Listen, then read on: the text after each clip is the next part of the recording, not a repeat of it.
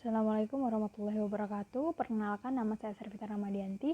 Sekarang saya akan menjelaskan mengenai metabolisme dalam tubuh yang saya gambarkan lewat peta di sini. Yang pertama kita mulai dari metabolisme karbohidrat, di mana seperti kita ketahui bahwa mekanisme metabolisme karbohidrat ini dimulai dengan pencernaan dalam usus kecil, di mana monosakarida diserap ke dalam aliran darah.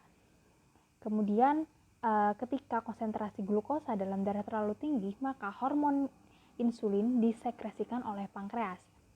Kemudian insulin merangsang transfer glukosa ke dalam sel, terutama di hati dan otot, meskipun organ lain juga mampu memetabolisme glukosa.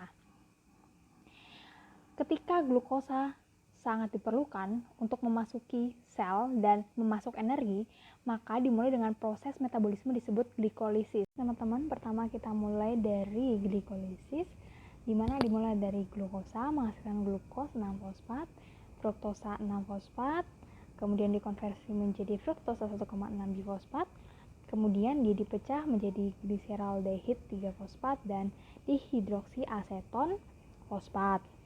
Kemudian dia menjadi 1,3 bifosfogliserat, kemudian dikonversi lagi menjadi 3 fosfogliserat, 2 fosfogliserat, fosfenolpiruvat, kemudian pirufat, laktat, dan asetil CoA.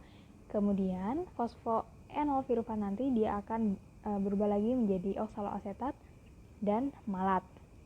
Nah, malat di sini dia akan diteruskan di ini siklus asam sitrat, di mana nanti dia bersiklus asam sitrat seperti yang kita ketahui menjadi oksaloasetat, sitrat, isositrat, alfa ketoglutara, suksinil CoA, dan suksinat.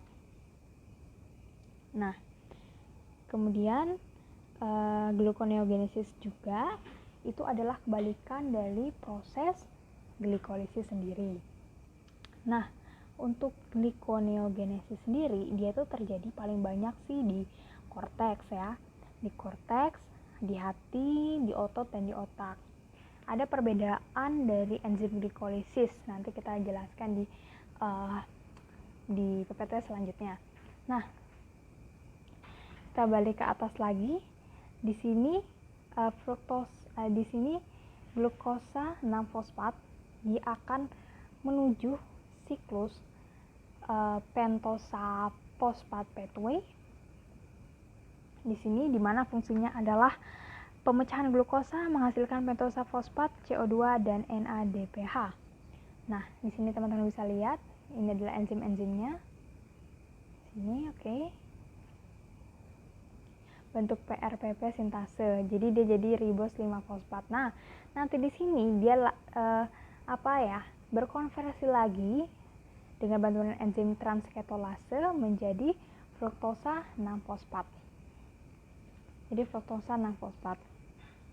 Nah, kemudian teman-teman selanjutnya di sini kita berpindah ke dihidroksiaseton.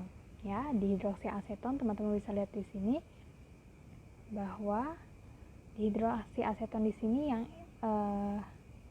ini ya teman-teman. Nah, dia itu adalah hasil dari gliserol di sini. Terus kemudian trigliserat, kemudian asam lemak dan malonyl CoA. Nah, teman-teman juga di sini bisa lihat bahwa fatty acid nanti di sini dia akan mengkonversi menjadi asil CoA, asil karnitin, kemudian menjadi asil CoA, di mana asil CoA nanti ini dia akan ke siklus glikolisis, kemudian dilanjutkan lagi ke asam sitrat di sini. Seperti itu teman-teman. Itu terjadi di fatty acid metabolism. Dan fatty acid sendiri kan seperti kita ketahui itu dia terjadi di mitokondria ya teman-teman. Kemudian teman-teman kita lanjutkan yang tadi pentosa fosfat pathway tadi yang ada di sebelah sini, oke, yang ada di sebelah sini. Nah, dia itu nanti ribosa 5-fosfat hasil siklus ini dia akan masuk ke metabolisme purin. Nah, di mana dia akan berubah menjadi PRP, kemudian dia mengkonversi menjadi IMP, dan nanti IMP ini akan membentuk KMP dan GMP. Nanti lebih jelasnya ada di slide selanjutnya. Nah, kemudian ribosa 5-fosfat tadi ini dia akan membantu proses di sini jadi inosin, hipokantin, dan kantin. Teman bisa lihat di sini adalah enzim-enzimnya yang berwarna merah ya. Oke, kemudian nanti si kantinnya ini dia akan berubah menjadi asam urat dan akan dikeluarkan menjadi urin. Itu adalah hubungan proses pentosa fosfat pathway dan purin metabolism.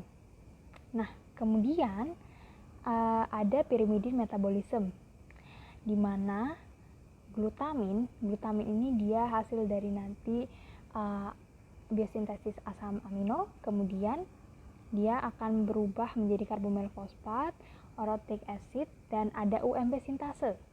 Dia akan menjadi PRPP. Nanti lebih jelasnya ada di new slide ya. Ini garis besarnya saja, teman-teman. Nah, kemudian dari UMP sintase ini, si orotic ini dia akan membentuk PRPP dan UMP, di mana UMP itu membentuk UDP, kemudian DUDP, CTP, DUMP dengan enzim-enzim yang berwarna merah ini ya, teman-teman bisa kelihatan ya. Oke, ini adalah pyrimidine metabolisme secara garis besar dulu, bahwa ada keterkaitan kan antara ini siklus pentosa fosfat pathway, kemudian purin metabolism di sini, kemudian pyrimidine metabolism. Ada keterkaitan yang kuat di sini. Oke, kita lanjutkan lagi. Nah, di sini ada malat ya, hasil glikolisis. Di sini ada malat. Nah, dia kan akan bersiklus ya di sini ya. Nah, dia terus menghasilkan tuh fumarat. Nah, fumarat ini dia akan berkorelasi dengan arginosuksinat. Arginosuksinat ini dia masuk siklus urea. Nah, arginosuksinat di sini dia akan mengkonversi menjadi arginin, ornitin, sitrulin, aspartat lagi. Nah, kemudian inilah keterkaitan antara siklus urea dan asam sitrat di sini.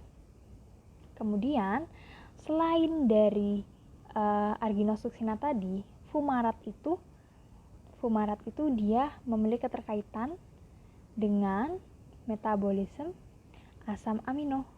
Nah, bagaimana dia mengalami keterkaitan? Nanti kita lihat di slide selanjutnya ya, teman-teman ya, di bab metabolisme asam amino. Nah, seperti itu ya, teman-teman. Itu adalah garis-garis besar keterkaitan antara metabolisme karbohidrat, asam lemak, kemudian asam amino, dan pyrimidin dan purin, siklus urea juga. Nah, glikolisis sendiri kan terjadi di sitosol, glikoneogenesis juga. Terus fatty acid itu dia tuh terjadi katabolismenya itu di mitokondria. Kemudian kalau asam amino itu terjadi di hati. Kemudian pyrimidin dan purin ini terjadi di usus halus ya, teman-teman. Ini ada garis besarnya dulu ya kan. Nanti kita lihat ke next part, teman-teman. Selanjutnya saya akan menjelaskan secara jelasnya lagi itu di metabolisme karbohidrat sendiri ya. Nah, pertama-tama ini adalah siklusnya seperti teman-teman ketahui ya kan. Nah, Jadi itu dimulai dari glukosa dan kemudian hasilnya piruvat dan masuk ke asam sitrat seperti yang tadi saya jelaskan ya di awal. Nah, kemudian di siklus asam sitrat sendiri itu di fruktosa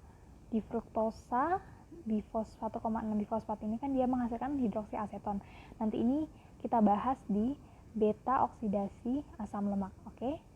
Nah, kemudian yang tadi ada pentosa pathway itu ada di glukosa 6 fosfat yang nantinya dia akan ke pentosa pathway. Oke, teman-teman, ini adalah hubungan antara glikolisis, gluconeogenesis, dan siklus asam sitrat. Kalau gluconeogenesis sendiri kan dia dari bawah ke atas ya, teman-teman. Nah, ini adalah siklus asam sitrat dengan enzim-enzimnya di sini, Oke ya teman-teman, bisa dilihat. Kemudian ini adalah delta G, terjadi asam sitrat. Kemudian ini adalah tahap glikolisis satu persatu. Yang pertama ada fosforilasi glukosa. Di sini teman-teman bisa lihat ya. Kemudian isomerasi glukosa 6 fosfat, kemudian fosforilasi kedua, kemudian interkonversi triosa fosfat, oksidasi gliseraldehid 3 fosfat, enzim-enzimnya juga sudah ada di situ dan delta G-nya juga sudah ada. Kemudian transfer fosfat untuk membentuk ATP, penataan ulang, kemudian pembentukan fosfogliserat, pembentukan senyawa berenergi tinggi, pembentukan piruvat. Dan ini adalah reaksi total glikolisis ya, bisa teman-teman lihat di sini. Glukosa 2NAD+ tambah 2 ADP tambah PI menghasilkan 2 piruvat, 2 NADH, 2 ADP, 2 H+, dan 2 H2O. Oke, kemudian bagaimana dengan laktat yang tadi? Piruvat kan dia membentuk laktat ya. Satunya laktat dan satunya dia membentuk asetil CoA. Laktat dia bersifat reversibel di sini. Oke, kemudian gluconeogenesis kan dia adalah kebalikan dari glikolisis sendiri. Maka ada beberapa enzim yang berbeda antara glikolisis dan gluconeogenesis. Itu ada 3 di sini, heksokinase, kalau di gluconeogenesis glukosa dan seterusnya. Ini adalah pada gluconeogenesis ada reaksi bersifat irreversibel yang dielakkan dengan reaksi-reaksi berikut. Ini bisa teman-teman lihat sendiri, reaksinya ada 3. Oke ya. Nah, pada gluconeogenesis itu hasilnya adalah glukosa 6 fosfat tambah H2O menghasilkan glukosa PI yang tadi sebagai tahap awal glukolisis. Kemudian ada pentosa fosfat pathway. Teman-teman tadi sudah tahu ya gimana sih asalnya, yaitu glukosa 6 fosfat tadi dia akan berubah menjadi fosfogluconol aseton, kemudian 6 fosfogluconat, ribos 5 fosfat, kemudian silulosa 5 fosfat, dan seterusnya, bisa teman-teman lihat di sini. Kemudian ini adalah enzim-enzim yang berkontribusi di dalamnya ya. Ada ini. Nah, kemudian di sini kan dia menghasilkan ribosa 5 fosfat. Sampai ribosa 5 fosfat ini dikenal dengan tahap atau fase oksidatif ya. Kemudian nanti ribosa nanti ini dia sebagai permulaan untuk pembentukan nukleotida. Nah, kemudian kan dia berubah nih menjadi silulosa 5 fosfat di non oksidatif fosfat. Nah, dia ini membentuk gliseraldehid yang nantinya gliseraldehid ini dilanjutkan untuk proses glikolisis dan glikoneogenesis. Kan kita sudah ketemu tadi gliseraldehid ya di peta paling atas tadi. Ini adalah bentuk-bentuk yang lebih kompleks strukturnya. Enzim yang terlibat bertanda merah bisa teman-teman lihat di sini ya. Oke. Nih. Nah, selanjutnya ada result. Jadi pentosa ini sebagai kofaktor di setiap enzim. Nah, pentosa fosfat pathway ini dia ada di sitosol. Kemudian hasilnya adalah seperti ini. Glukosa 6 fosfat tambah 2 NAD+ tambah H2O masih ribosa 5 fosfat, 2 NADPH, CO2 dan 2H+. Teman ada metabolisme lemak. Di sini lemak dia akan diubah menjadi gliserol dan asam lemak. Pertama kita melihat dulu nih bagaimana sih cara dia berubah menjadi asam lemak, ya kan? Asam lemak terus kemudian menjadi asid per-KOA dan dilanjutkan ke siklus Krebs. Oke, di sini ada berupa gambar. Nah, pertama fatty acid tadi ini dia akan berubah menjadi fatty acid carnitin dulu, kemudian berubah menjadi fatty acid KOA trans 2 enoil, kemudian berubah menjadi hidroksi KOA terus beta ketoasil KOA, kemudian menjadi asil KOA. Tentunya dibantu dengan enzim-enzim yang saya beri tanda berwarna merah ya, teman-teman bisa lihat sendiri. Nah, katabolisme asam lemak terutama oksidasi beta oksidasi ini terjadi di mitokondria. Nah, kemudian bagaimana sih konversinya gitu kan? Jadi konversi asam lemak menjadi asil KOA, asam lemak menjadi asil KOA. Jadi itu dia tuh ini pembahasan ini itu dia tuh mengarah pada yang ini ya teman-teman ya, di sini ya. Nah, jadi ini ada delta G-nya juga ya teman-teman ya, bisa teman-teman lihat sendiri di sini. Kemudian ini adalah bentuk beta oksidasi dari asam lemak. Dia terdiri dari 4 tahap, oksidasi, hidrasi, terus kemudian oksidasi, kemudian piolisis. Ini adalah bentuk-bentuknya dan teman-teman bisa lihat sendiri bahwa ada enzim-enzim juga yang berkontribusi di sini, yaitu bisa teman-teman lihat di sini ya. Ada ini 2 enoil KOA hidratase, L3 hidroksiasil KOA hidrogenase, kemudian 3 ketoasil KOA tiolase ya, seperti itu teman-teman. Kemudian inilah hasil oksidasi dari asam lemak, yaitu palmitoyl KOA 23O2 108 PI tambah 108 ADP menghasilkan KOA 108 ATP 16 KOA dan 23 H2O. Kemudian kan tadi ada 2 ya, menghasilkan asam lemak dan gliserol. Kemudian kita melihat bagaimana sih gliserol itu dibentuk. Nah, ada namanya biosintesis trigliserol yang terjadi di sitosol. Nah, terjadinya ini dia adalah hasil dari hidroksiaseton fosfat yang teman-teman tadi lihat adalah di hidroksiaseton fosfat ini kan hasil dari glikolisis ya. Nah, itu bisa dirubah menjadi trigliserol. Nah, trigliserol bagaimana sih? Dengan cara yaitu ditambahkan juga dengan gliserol, kemudian membentuk gliserol 3 fosfat, kemudian satu asil gliserol 3 fosfat, 1,2 diasiglycerol fosfat, kemudian 1,2 diasiglycerol, kemudian triagliserol. Nah, kalau teman-teman tahu bahwa ini adalah tahap di mana yang dinamakan dari glicerogenesis. Nah, glicerogenesis itu dia itu perubahan dari pirufat menjadi gliserol 3 fosfat yang bisa dibuat oleh yang bisa dijadikan bahan sebagai biosintesis triagliserol. Selanjutnya saya akan menjelaskan metabolisme asam amino di mana degradasi dan biosintesisnya terjadi di HT secara garis besar. Nah, sebelum menjadi asam amino dilakukan degradasi protein menjadi asam amino. Di degradasi protein tersebut terlibat enzim protease.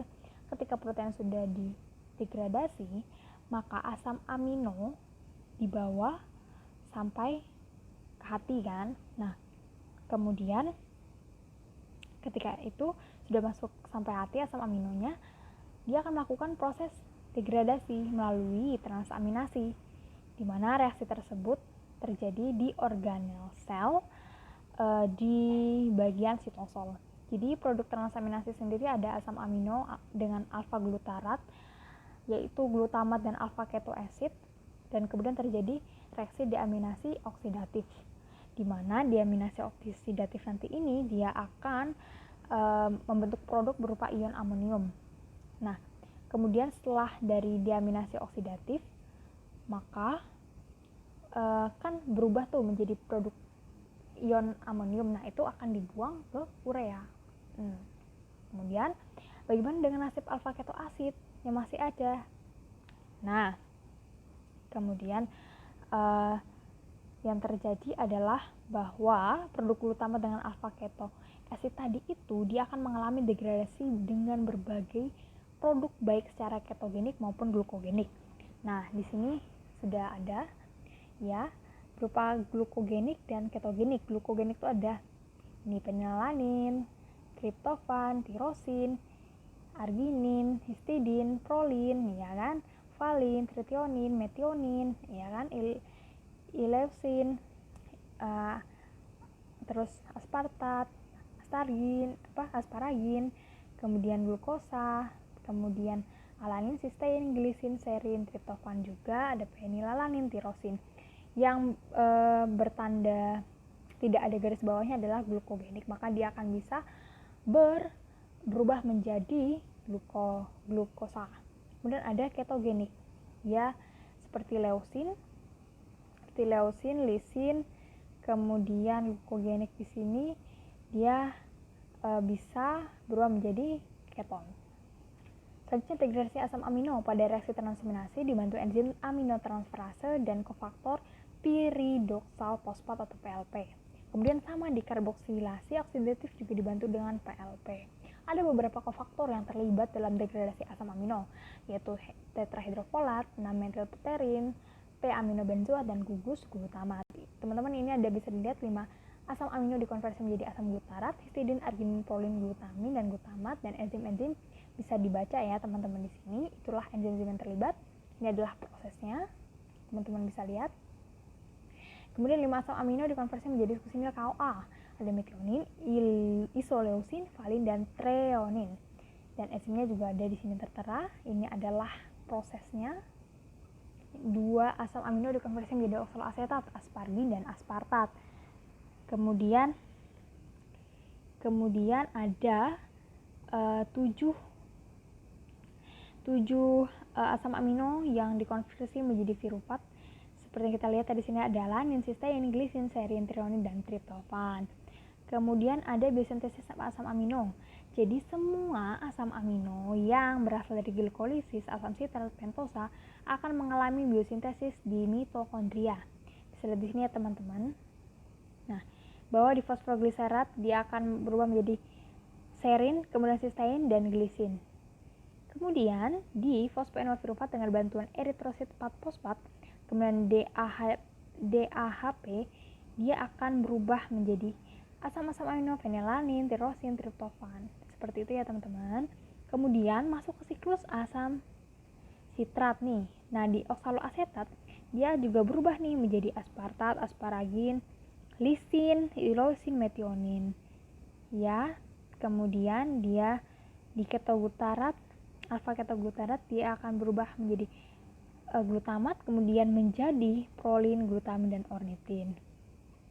Nah, selanjutnya teman-teman, alfa ketoglutarat menghasilkan glutamat, glutamin, prolin, dan arginin. Nah, ini adalah enzim-enzimnya. Bisa teman-teman lihat di sini. Oke, enzim terlibat glutamat dihidrogenase pada glutamat, kemudian enzim terlibat glutamin sintase pada glutamin. Kemudian enzim bertanda biru ya teman-teman untuk biosintesis prolin. Kemudian arginin dan ada glisin, dan sistem presal dari fosfogliserat ada bertanda biru. Teman-teman bisa lihat di sini. Sudah jelas ini juga. Kita zoom. Ya, teman-teman bisa lihat. Kemudian 3 asam amino non esensial disintesis dari oksaloasetat. Ada enzim adalah aspartat transaminase. Kemudian pada asparagin, enzim terlibat asparagin sintase. Kemudian pada alanin, enzim alanin transaminase. Ada metabolisme nukleotida, di mana degradasi dan biosintesisnya itu dia terjadi di usus halus. Nah, ini adalah katabolisme nukleotida, purin menjadi asam urat ya teman-teman bisa lihat di sini dari adenosin dia dengan bantuan enzim-enzim yang berwarna merah muda di sini. Oke, bisa teman-teman lihat di sini ya. Jadi dia dari adenosin berubah menjadi inosin, kemudian itu jadi xanthosin, kemudian guanosin, guanin, kemudian kantin, hipokantin, dan asam urat di sini. Nah, bisa teman-teman lihat sini juga bahwa purin ini kan dia mempunyai korelasi ya, seperti di awal tadi yang sudah saya beritahu ya di sini. Oke, kita lihat ke atas lagi. Nah, di sini ya. Oke, bisa lihat teman-teman di sini yang tadi reaksi di bawah itu adalah penjabaran dari ini. Baik teman-teman. Nah, kemudian kita lanjut lagi ke slide bawah. Nah, kemudian nukleotida itu selain ada katabolisme nukleotida, maka ada katabolisme nukleotida pirimidin juga. Bisa teman-teman lihat di sini bahwa beta alanin digunakan untuk biosintesis koenzim A dan transminasi beta aminoisobutirat menjadi metil malonat semialdehid digunakan untuk pembentukan succinic KOA. Nah, ini adalah katabolismenya, sama-sama terjadi di hati. Kemudian ini adalah biosintesis purin dari ribosa limfosit jadi sampai membentuk IMP. IMP itu adalah IMP sendiri itu adalah inosin monofosfat ya teman-teman ya. Ini adalah reaksinya secara detail dengan bantuan enzim-enzim yang teman-teman bisa lihat yang berwarna kuning. PRPP sendiri itu artinya itu adalah artinya PRPP sendiri itu dia kan selalu berada ya, selalu ada di katabolisme nukleotida. Nah, PRP sendiri itu dia maksudnya adalah, sebentar teman-teman, PRP sendiri itu maksudnya adalah fosforibosil pirofosfat. Maaf kalau saya salah. Nah, itu selalu ada dalam biosintesis.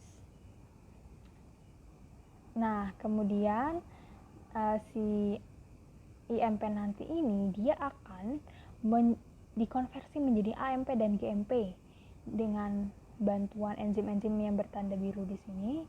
Teman bisa lihat, baik, bisa lihat di sini menghasilkan AMP dan GMP.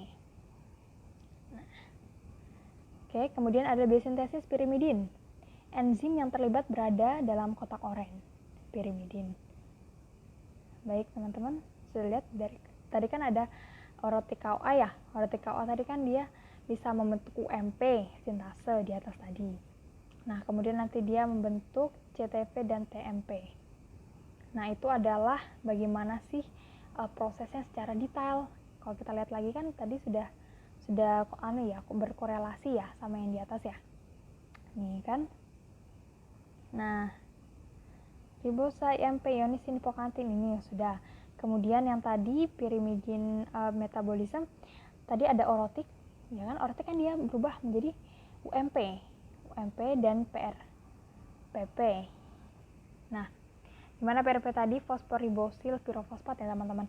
Kemudian dia menjadi UMP dan ada pemecahan tadi DUDP dan CTP di sini.